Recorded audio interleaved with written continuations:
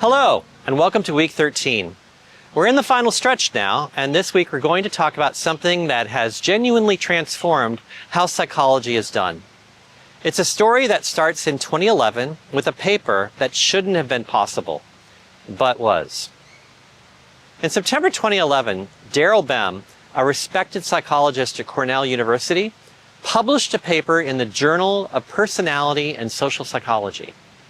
That's one of the top journals in our field.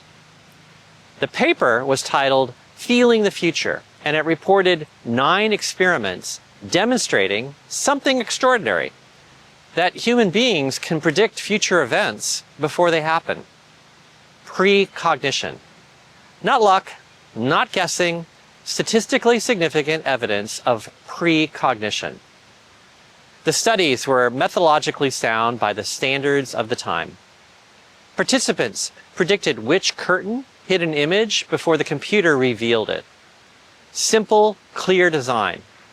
Bem ran multiple experiments, and across all of them, the effect was consistent. P less than 0.05, all 9. The paper passed peer review at one of the most selective journals in psychology. It was cited hundreds of times. Then something interesting happened. Other labs tried to replicate the studies. They used the same design, the same protocols, sometimes even recruited Bem himself to train their researchers. And they got nothing. P-values near 0.5, no effect, not even close. Now here's the crucial thing. Bem wasn't being dishonest. The data he reported were real. The statistical tests were computed correctly. There was no fraud. Yet the result didn't hold up. So the question becomes, how did a false finding using standard methods make it through peer review and into the literature? And what does that tell us about how science works? That question is what this lecture is about. And the answer is going to take us through the single most important conversation in psychology over the last 15 years.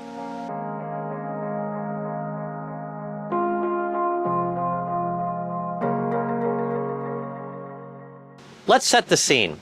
For decades, psychology operated under an implicit assumption. If a study is published in a peer-reviewed journal, the finding is probably true. The peer review process is supposed to catch errors. The journal editors are supposed to be gatekeepers. And for the most part, that system worked reasonably well. But in 2015, something happened that forced everyone to reckon with an uncomfortable truth. The Open Science Collaboration, a consortium of about 100 psychology researchers, decided to run a large-scale replication study. They took 100 findings from the psychological literature, mostly published in high-impact journals, and attempted to replicate them exactly. Same designs, same materials, same protocols. They were very careful. They pre-registered their analyses. They were methodologically rigorous. When the results came in, the field had to confront something it didn't want to see. Only about 39% of the original findings replicated. That is, only about 39 of the 100 studies showed results consistent with the original when attempted again in the replication labs. Now, before you start thinking that psychology is just nonsense, let me be clear. This doesn't mean that 39 of the studies showed the opposite effect or that they were all false. Some of the failed replications might have been due to small differences in procedure, or differences in participant populations, or random noise. The picture is more complex than psychology is fake, but still, nearly 2/3 of the studies that made it into high-impact journals did not replicate clearly. That was a watershed moment. The field had to ask itself a very uncomfortable question. What is going wrong?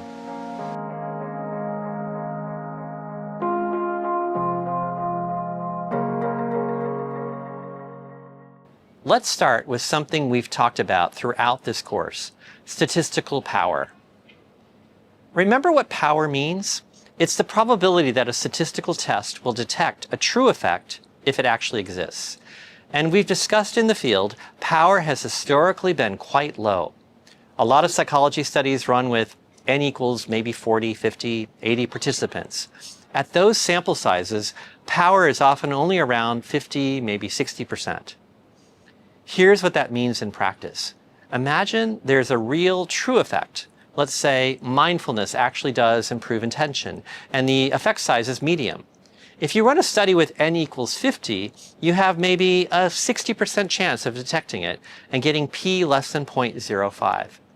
That means 40% of the time, you'll run the study, the effect will be there in the real world, but your study will fail to detect it and you'll get a null result.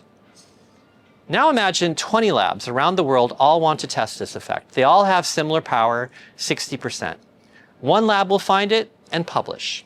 19 labs will find nothing and either not publish or publish in a lower visibility outlet. The field sees only the published result. But here's the thing, even if the power is 60%, we'd still expect about 12 of those 20 labs to find it. So the fact that typically only 1 or 2 do is a sign that something else is going on. And that something else involves what we call researcher degrees of freedom. This is a crucial concept, and I want you to really understand it. When you run a study, you make hundreds of small decisions, hundreds. Should you exclude this participant because they didn't follow instructions carefully? Should you exclude them because they're an outlier on the dependent variable? If you measured 5 different aspects of well-being, do you average them or do you test each one separately? Do you run the analysis with and without covariates? Do you use a parametric or a non-parametric test? Each of these decisions is defensible on its own. None of them is wrong, but collectively they create what Simmons, Nelson, and Simonson called the garden of forking paths, a huge number of possible analytical roads you could take through the same data. Here's the problem. If you have enough analytical flexibility, you can make the p-value go where you want it to go. Not through fraud, you're not falsifying data, you're just making choices that are all justifiable, but they happen to nudge the result towards statistical significance. This is called p-hacking, and it's more or less ubiquitous. Here's a simple example. Say you run a study, and the initial p-value is 0.07. That's not significant by the conventional threshold of 0.05, but you think there might be an effect, so you look more carefully. You exclude 3 participants who seemed distracted. Now p is 0.04. You've p-hacked. You didn't cheat. You made defensible analytic choices, but you managed to push the result across the threshold of significance. The worst version of this is called HARKing, and I want you to remember this acronym because it's important. HARKing stands for hypothesizing after results are known. Here's how it works. You run a study with 5 dependent variables. You look at the results. One of them shows a big effect, and the other 4 show nothing. So you go back and write up your hypothesis as if you predicted that one variable all along. You present it in your paper as a confirmatory test of a specific prediction, when really it was the one variable that happened to show significance out of 5. HARKing makes exploratory findings look like confirmatory ones, and it's endemic in psychology, so common that we probably all do it sometimes without even realizing. Now here's the third major problem, and it's structural rather than individual. Journals prefer significant results. That's not a secret. Editors know that significant findings are more interesting, more publishable, more likely to be cited. Null results? Those are harder to publish. So what happens is that studies with null results go in the file drawer. They never see the light of day. Now imagine there's no real effect in the population. By definition, any true, genuine finding should have a false positive rate of 5%. So if you run the same experiment in 100 labs, you'd expect about 5 of them to get p less than 0.05 purely by chance. Those 5 labs publish. The 95 labs with null results don't. The field looks at the published literature and sees 5 positive findings, all consistent, and thinks, oh, there's clearly an effect here. But actually, you've just witnessed publication bias at work. This is the file drawer problem, named by Robert Rosenthal decades ago. And it's why the published literature is systematically biased towards positive results, towards effects that are larger than they really are, and towards false positives. Here's one more piece. Even when an effect is real, the first study to find it almost always overestimates it. This is called the winner's curse. Why does this happen? Because if the true effect is small, then most studies will fail to detect it. The studies that do detect it are the lucky ones, the ones where random noise happened to go in the direction of the effect, inflating it further. Those studies get published. Later studies with larger samples get the true effect, which is smaller. So in the literature, the earlier studies, which tend to have smaller sample sizes, report larger effect sizes. And later studies, which are better powered, report smaller effect sizes. This creates an upside-down funnel when you plot effect size against sample size. The field notices the early large effect sizes and tries to replicate them. But the replication studies, using larger samples, find smaller effects or no effect at all. This is exactly what happened with Bem's precognition studies. The initial work showed strong effects. Replication attempts with larger, more carefully controlled samples found nothing. I want to be really clear about something. The replication crisis is not primarily about fraud. Daryl Bem was not faking data. The researchers in those 100 studies were not lying. This is not a crisis of dishonesty. This is a crisis of systems.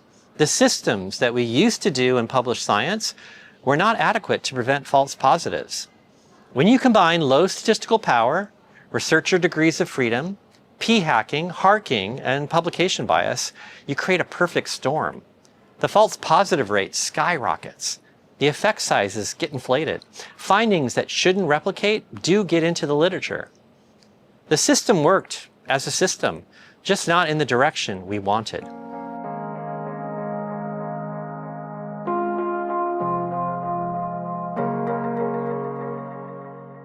Now here's the good news. Psychology as a field has recognized this problem and has actually done something about it. There have been real substantial reforms. The first and most important reform is pre-registration. This means specifying your hypotheses and your analysis plan before you collect data. You write down exactly which variables you'll analyze, which statistical tests you'll use, and what counts as supporting your hypothesis. Then you register that plan in a public database, often the Open Science Framework, and you collect your data. Only after you have all the data do you conduct the analyses that you specified. Pre-registration doesn't prevent all researcher degrees of freedom.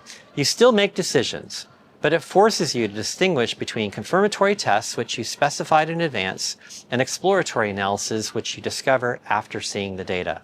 And it makes p-hacking and HARKing much harder because the paper trail is public and auditable. The second reform is publishing your raw data and your study materials alongside your paper. This might seem like a small thing, but it's powerful. If your data are public, other researchers can check your analyses. They can recompute your statistics. They can run new analyses you didn't run. If there was an error, they'll find it, and that's good for science. Open materials, the exact stimuli you used, the exact instructions you gave participants, make replication possible. You're not trying to guess what the original researchers did. You can do exactly what they did. The third reform is a relatively new publishing model called registered reports.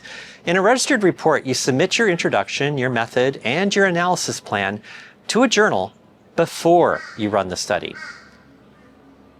The journal peer reviews it, gives you feedback, and if it's acceptable, they agree to publish the results, whether they're significant or not. You collect your data, run your pre-specified analyses, and write up the results. The journal publishes it. This is revolutionary because it completely removes the publication bias incentive. Your results won't be rejected because they're null. In fact, if anything, null results from pre-registered studies are more publishable now because they're more reliable. And finally, the field has shifted toward larger sample sizes. More and more studies use n equals 100, 200, 500. This is more expensive and more time-consuming, but it means higher power and more stable estimates. Combined, these reforms do something important. They make it harder to get false positives into the literature.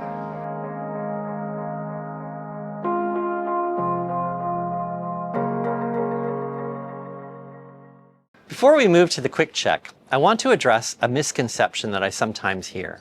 Some people conclude from all of this The replication crisis means psychology isn't a real science. We should just ignore what psychology says about human behavior.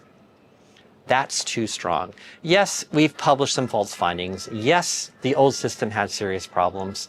But the fact that we discovered those problems and that we're actively fixing them is actually evidence that psychology is self-correcting. It's evidence that we take science seriously. Compare this to, say, astrology, where there's no mechanism for self-correction at all, or to advertising, where there's no peer review, no replication attempts, no accountability. Psychology looks bad when you compare it to an idealized version of science. But compared to how most human endeavors work, it's actually rigorous. The replication crisis is real. The reforms are real. And the field is getting better at distinguishing reliable findings from flukes.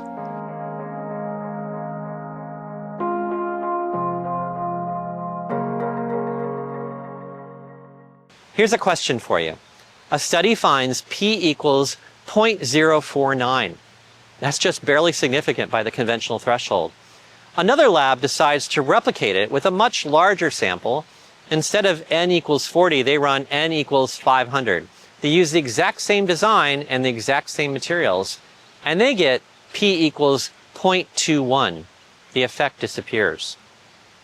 What are the possible explanations for why the replication failed? Take 30 seconds and think about this.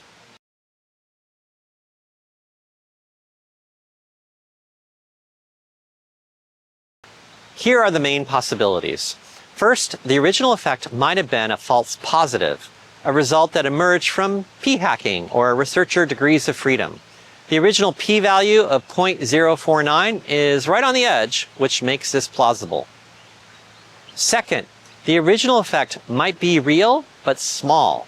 And the original study, with its small sample size, got a lucky sample that inflated the estimate. The replication study, with a larger n, got a more accurate estimate of the true effect. This is the winner's curse. Third, there might be a real difference between the two studies. Different participant populations, different experimenters, different settings, that causes the effect to appear in one context, but not the other. This is less likely if they were very careful about replicating everything, but it's possible. And fourth, the replication might have failed due to measurement error or implementation differences that we don't know about. This is always possible, though less probable if both teams were careful.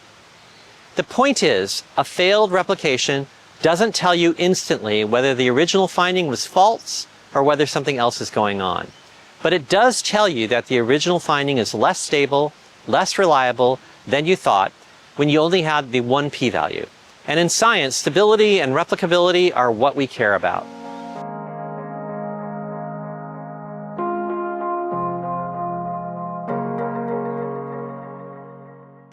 So we've spent this lecture in the weeds, looking at why the system produced false positives and what we're doing about it. In the next lecture, our final one, we're going to zoom back out. We're going to take all of this, all the tools you've learned across this semester, and ask the bigger question.